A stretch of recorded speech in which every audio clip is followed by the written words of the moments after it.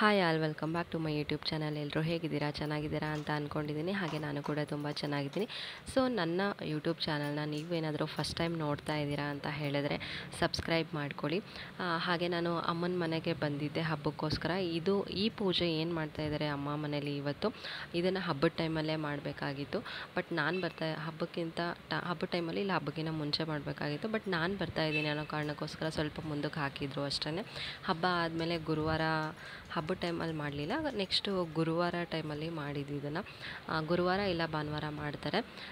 ಭಾನುವಾರ ಮಾಡೋದು ಬೇಡ ಅಂತ ಹೇಳ್ಬಿಟ್ಟು ಗುರುವಾರನೇ ಮಾಡ್ತಾ ಇರೋದು. ಗುರುವಾರ ಮಾಡೋದಕ್ಕೋಸ್ಕರ ಏನೇನು ಪ್ರಿಪ್ರೇಷನ್ ಮಾಡ್ಕೊಂಡಿದ್ರು ಅಂತ ಹೇಳಿ ನಾನಿಲ್ಲಿ ತೋರಿಸ್ಕೊಡ್ತಾ ಇದ್ದೀನಿ. ಸೊ ಅಮ್ಮನ ಮನೇಲಿ ಈ ರೀತಿಯಾಗಿ ಯಮನೂರ ಹಬ್ಬ ಮಾಡಿದಾಗೆಲ್ಲ ಈ ಪ್ರಸಾದ ಕಂಪಲ್ಸರಿಯಾಗಿ ಮಾಡಲೇಬೇಕು. ಅಮ್ಮನ ಮನೇಲಿ ಅಂತಲ್ಲ, ಯಾರ್ಯಾರು ಈ ಪೂಜೆನ ಮಾಡ್ತಾರೆ ಅವರೆಲ್ಲರೂ ಇದನ್ನು ಮಾಡೇ ಮಾಡ್ತಾರೆ. ಸೊ ಯಾವ ರೀತಿಯಾಗಿ ಮಾಡೋದು ಅಂತ ಹೇಳಿ ತೋರಿಸ್ಕೊಡ್ತೀನಿ ನಾನು. ಇಲ್ಲಿ ಸ್ಟಾರ್ಟಿಂಗಲ್ಲಿ ಚಿರೋಟಿ ರವೆನ ಹುರ್ಕೊಳ್ಬೇಕಾಗಿತ್ತು.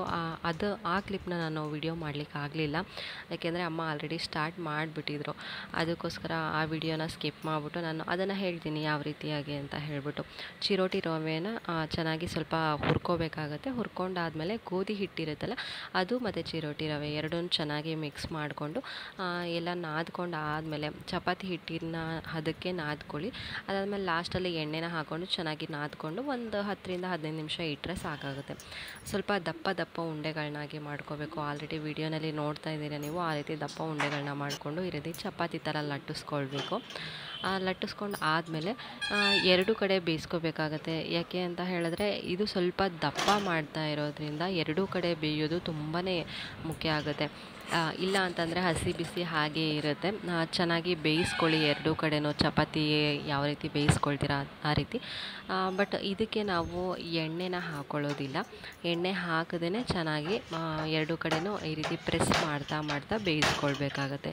ಈ ಬೇಯಿಸ್ಕೊಂಡು ಆದಮೇಲೆ ಒಂದು ಸ್ವಲ್ಪ ತಣ್ಣಗಾಗೋದಕ್ಕೆ ಬಿಟ್ಬಿಡಿ. ರೂಮ್ ಟೆಂಪ್ರೇಚರಿಗೆ ಬರಬೇಕದು. ಹೋದರೆ ಅಂಟಂಟಾಗೋಗುತ್ತೆ ಅದು. ಅದಕ್ಕೋಸ್ಕರ ಫುಲ್ಲು ತಣ್ಣಗಾದಮೇಲೆ ಈ ರೀತಿಯಾಗಿ ಮಿಕ್ಸಿ ಜಾರಿಗೆ ಹಾಗೆ ಮುರಿದು ಹಾಕ್ಕೊಂಡು ಫುಲ್ ಪೌಡರ್ ಥರ ಆಗಬೇಕಿದೆ. ಆ ರೀತಿಯಾಗಿ ಗ್ರೈಂಡ್ ಮಾಡ್ಕೊಂಡಾದ್ಮೇಲೆ ಇದಕ್ಕೆ ಏನೇನು ಮಿಕ್ಸ್ ಮಾಡಬೇಕು ಅಂತ ಹೇಳಿದರೆ, ಇಲ್ಲಿ ಗಸಗಸೆನ ಸ್ವಲ್ಪ ಫ್ರೈ ಮಾಡ್ಕೊಂಡಿದ್ದಾರೆ. ಅದನ್ನು ಗೋಡಂಬಿನ ಚಿಕ್ಕದಾಗಿ ಮುರ್ಕೊಂಡಿದ್ದಾರೆ. ಹೆಂಗೆ ಏನಾಯಿತು? ಹೌದು, ಬಿತ್ತಾ? ಏನು ಬಿತ್ತು? ಏನು ಇಲ್ಲ ಇಲ್ಲಿ. ಒಳಗಡೆ ಪ್ರಿಪ್ರೇಷನ್ ಮಾಡ್ತಾಯಿದ್ರೆ ನನ್ನ ಮಗ ಆಚೆ ಬಂದ್ಬಿಟ್ಟು ಏನೋ ಹೇಳೋದಕ್ಕೆ ಬರ್ತಾಯಿದ್ದ. ಸೊ ಅವನ್ನ ಕರ್ಕೊಂಡು ಮತ್ತೆ ಒಳಗಡೆ ಹೋಗಾಯಿತು. ಎಳ್ಳನ್ನು ಕೂಡ ಅಷ್ಟೇ ಸ್ವಲ್ಪ ಹುರ್ಕೊಳ್ಬೇಕು. ಹಾಗೆ ಸಕ್ಕರೆನ ಆ್ಯಡ್ ಮಾಡ್ಕೊಳ್ತಾಯಿದ್ವಿ. ಇದಕ್ಕೆ ಹುರಿದಿರುವಂತಹ ಎಳ್ಳು, ಗೋಡಂಬಿ ಮತ್ತು ಕೊಬ್ಬರಿನ ಈ ರೀತಿಯಾಗಿ ತುರಿದಿಟ್ಕೊಂಡು ಅದನ್ನು ಕೂಡ ಎಲ್ಲನೂ ಚೆನ್ನಾಗಿ ಹಾಕೊಂಡಾದಮೇಲೆ ಮಿಕ್ಸ್ ಮಾಡ್ಕೊಳ್ಳೋದು. ಇಷ್ಟೇ ಈ ಪ್ರಸಾದನ ರೆಡಿ ಮಾಡುವಂಥದ್ದು. ಈ ರೀತಿಯಾಗಿ ಕೈಯಲ್ಲೇ ಕೂಡ ಮಿಕ್ಸ್ ಮಾಡ್ಕೊಳ್ಬೋದು. ಇದು ಪೂಜೆಗೆ ಇಡ್ತಾ ಇರೋದ್ರಿಂದ ಇದರ ಮೇಲೆ ಒಂದು ಹೂವನ್ನ ಇಟ್ಟು ಸೈಡಲ್ಲಿ ಎತ್ತಿಟ್ಕೊಳ್ತಾ ಇದ್ದೀವಿ.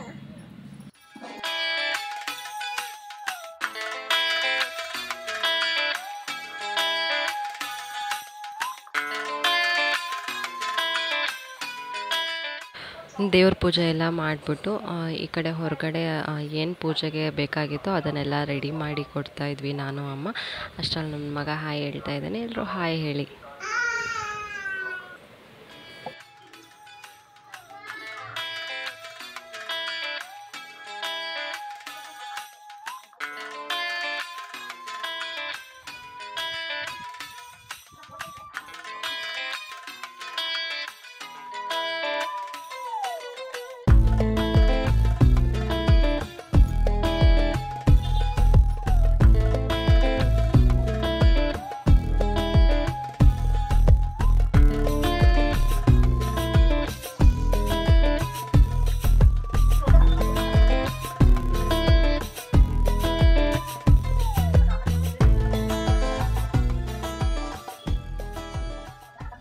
ಏನು ಮೊಬೈಲ್ನ ಅಲ್ಲಿ ಇಟ್ಬಿಟ್ಟು ಶೂಟ್ ಮಾಡ್ತಾ ಇದ್ವಲ್ಲ, ಆ ಟೈಮಲ್ಲಿ ನನ್ನ ಮಗಳು ಬಂದ್ಬಿಟ್ಟು ನೀವು ಕಾಣಿಸ್ತಾ ಇಲ್ಲ, ಬರೀ ತಾತ ಮಾತ್ರ ಕಾಣಿಸ್ತಾ ಇರೋದು ಅಂತ ಹೇಳಿ ನಮ್ಮನ್ನು ತೋರಿಸ್ತಾ ಇದ್ಲು.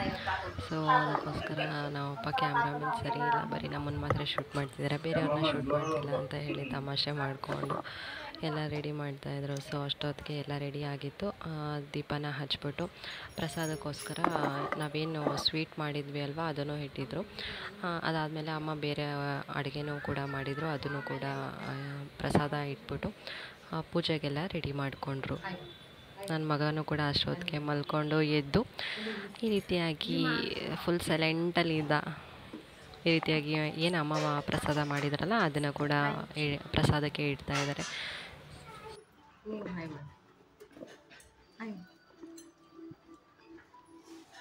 ಈ ಪೂಜೆ ಮಾಡೋ ಉದ್ದೇಶ ಏನು ಅಂತ ಹೇಳಿದ್ರೆ, ಅಲ್ಲಿಗೆ ಹೋಗ್ಲಿಕ್ಕೆ ಆಗಿಲ್ಲ ಅಂತ ಹೇಳಿದ್ರೆ ಮನೇಲೇ ಪೂಜೆ ಮಾಡ್ತಾ ಇರೋದು. ಯಾಕೆ ಅಂತ ಹೇಳಿದ್ರೆ, ಈಗೇನು ಅಮ್ಮ ಕೈಗೆ ಹಾಕ್ತಾ ಇದ್ದಾರಲ್ವ ಬೇಡಿ ಅಂತ ಹೇಳ್ತಾರೆ, ಅದು ಅಮ್ಮನ ಕೈಯಲ್ಲೂ ಇದೆ ಅಪ್ಪನ ಕೈಯಲ್ಲೂ ಇದೆ. ಸೊ ಇದನ್ನು ಹಾಕೊಂಡ್ಮೇಲೆ ಪ್ರತಿ ವರ್ಷ ಪೂಜೆ ಮಾಡಲೇಬೇಕು.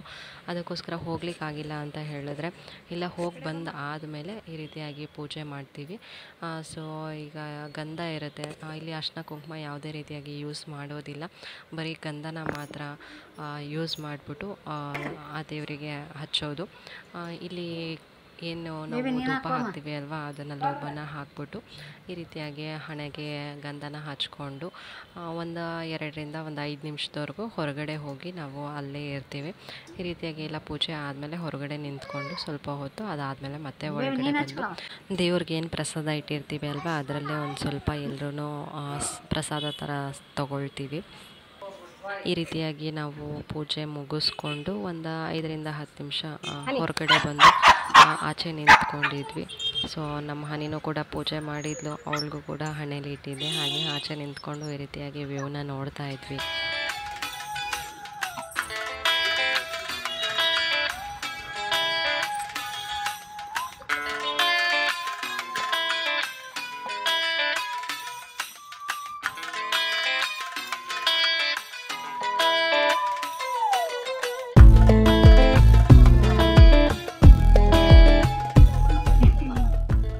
ಬೆಳಗ್ಗೆನೇ ಕೆಲಸಕ್ಕೆ ಹೋಗಿದ್ದ, ಪರ್ಮಿಷನ್ ತೊಗೊಂಡು ಮಧ್ಯಾಹ್ನ ಬಂದ್ಬಿಟ್ಟು ಪೂಜೆ ಎಲ್ಲ ಮುಗಿಸ್ಕೊಂಡು ಅವನು ಕೂಡ ಸಾಂಬ್ರಾಣಿನ ಹಾಕ್ಕೊಂಡು ಗಂಧ ಹಚ್ಕೊಂಡು ನಮಸ್ಕಾರ ಮಾಡಿಕೊಂಡ.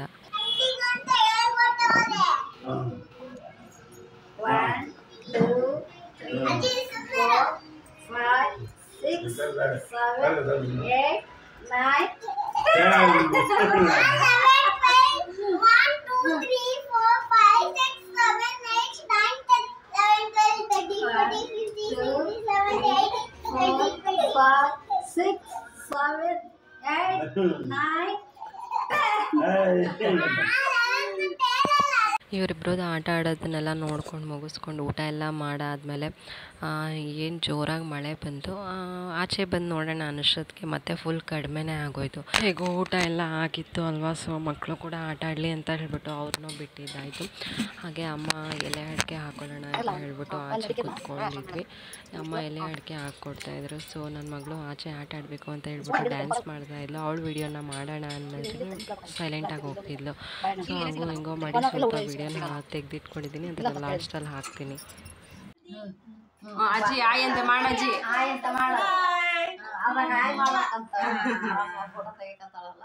ಹಾಯ್ ಗುಂಡಣ್ಣ ಅಲ್ಲೇ ಶ್ರೀ ರಕ್ ಬಸ್ಸೆ ಅಜ್ಜಿ ಆಂಟಿ ಹಾಯ್ ಮಾಡು ಆಂಟಿ ಹಾಯ್ ಹಾಯ್ ಅಲ್ಲಿ ಅಲ್ಲಿ ಅಕ್ಕಗೆ ಹೇಳೋದು ಶ್ರೀಗೆ ಆಯ್ ಅಂತ ಮಾಡ್ರೆ ಆಯ್ ಮಾಡ್ರಿ ಎಲ್ಲರೂ. ಹಾಯ್ ಓಕೆನಾ, ನೀ ಮಾಡಿ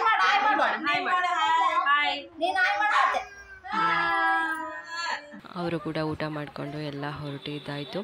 ಸೊ ಆಗಲೇ ಹೇಳೋದ್ನಲ್ಲ, ನನ್ನ ಮಗಳು ಮಳೆ ಬಂದು ನಿಂತ್ಕೊಂಡಾದ್ಮೇಲೆ ನಾವು ಡ್ಯಾನ್ಸ್ ಮಾಡ್ತಾಯಿದ್ಲು ಅಂತ ಹೇಳ್ಬಿಟ್ಟು ಇದು ಕದ್ದು ಮುಚ್ಚಿ ವಿಡಿಯೋ ಮಾಡ್ತಾ ಇರೋದು, ಮಾಡಬೇಡ ಅಂತ ಹೇಳಿದ್ಲು. ಸೊ ಇವತ್ತಿನ ದಿನ ಹೀಗಿತ್ತು. ಯಾವ ರೀತಿಯಾಗಿ ಪೂಜೆ ಮಾಡಿದ್ವಿ ಅಂತ ಹೇಳಿ ಎಲ್ಲ ತೋರಿಸ್ಕೊಟ್ವಿ. ಈ ವಿಡಿಯೋ ಇಷ್ಟ ಆಗಿದ್ರೆ ಲೈಕ್ ಮಾಡಿ, ಶೇರ್ ಮಾಡಿ, ಕಮೆಂಟ್ ಮಾಡಿ ತಿಳಿಸಿ ಹೇಗೆ ಅನ್ನಿಸ್ತು ಅಂತ. ಹಾಗೆ ಇನ್ನೂ ನನ್ನ ಚಾನಲ್ನ ಸಬ್ಸ್ಕ್ರೈಬ್ ಮಾಡದೆ ನೋಡ್ತಾ ಇದ್ದೀರಾ ಅಂತ ಹೇಳಿದ್ರೆ ಪ್ಲೀಸ್ ಸಬ್ಸ್ಕ್ರೈಬ್ ಮಾಡ್ಕೊಳ್ಳಿ. ಮತ್ತು ನಾನು ನೆಕ್ಸ್ಟ್ ವ್ಲಾಗಲ್ಲೇ ಸಿಗ್ತೀನಿ. ಅಲ್ಲಿವರೆಗೂ ಬಾಯ್.